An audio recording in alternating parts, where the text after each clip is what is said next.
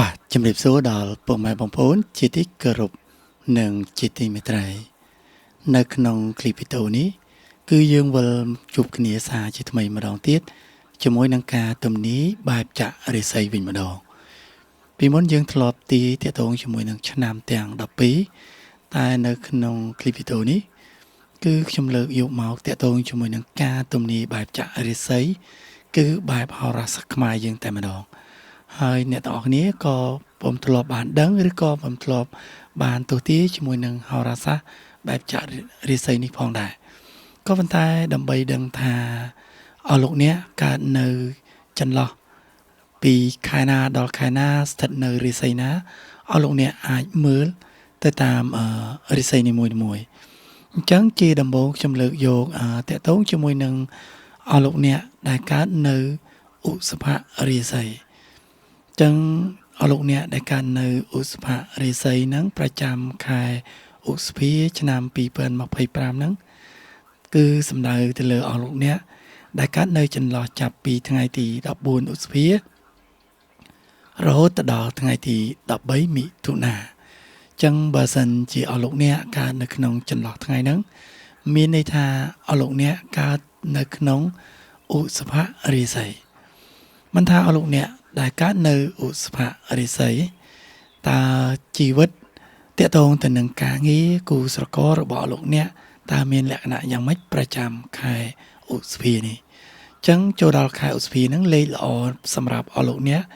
ដែលកើតនៅឧសភរិស័យហ្នឹងគឺមានលេខ1ហើយនិងលេខ9ដែលមានឥទ្ធិពលល្អជាងគេនៅក្នុងដួងជតាហើយម្យ៉ាងវិញទៀតក៏មានលេខ6ផងដែរអញ្ចឹងមានលេខ1លេខ9និងលេខ6ជាលេខល្អជាងគេនៅក្នុងដួងជតាសម្រាប់អស់លោកអ្នកដែលកើតនៅឧសភរិស័យប្រចាំខែឧសភានេះអញ្ចឹងតកតងទៅនឹងការងាររបស់អស់លោកអ្នកសម្រាប់អស់លោកអ្នកដែលកើតនៅឧសភរិស័យមានន័យថាអស់លោកអ្នកចាប់ផ្ដើមទទួលបាននៅ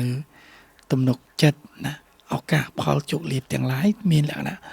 ផលសម្រាប់តកតងទៅនឹងអាជីវកម្មការងារជាពិសេសគឺតកតងទៅនឹងការបើកអាជីវកម្មលក់ដូរទំនិញផ្សេងៗនៅពេលខ្លះចាប់ពីពាក់កណ្ដាលខែទៅអស់លោកអ្នកគួរតែមានផែនការរៀបចំគម្រោងឲ្យអតិថិជនរបស់លោកអ្នកឬក៏រៀបចំ promotion ផ្សេងៗតកតងទៅនឹងការលក់ដូរជាពិសេសតកតងជាមួយនឹងការចរចាជាមួយនឹងអតិថិជនជាមួយនឹងដៃគូឬក៏តកតងជាមួយនឹងការងារទំនាក់ទំនងផ្សេងៗអស់លោកអ្នកគួរធ្វើទៅបានក្នុងរយៈពេលចាប់ពីដើមខែរហូតដល់ពាក់កណ្ដាលខែអញ្ចឹងតកតងជាមួយនឹងសម្រាប់អស់លោកអ្នកដែលកើតនៅឧសភរិស័យវិញតកតងនឹងផ្នែកលុយកាក់របស់អស់លោកអ្នកអញ្ចឹងបើសិនជាតកតងទៅនឹងផ្នែកលុយកាក់របស់លោកអ្នក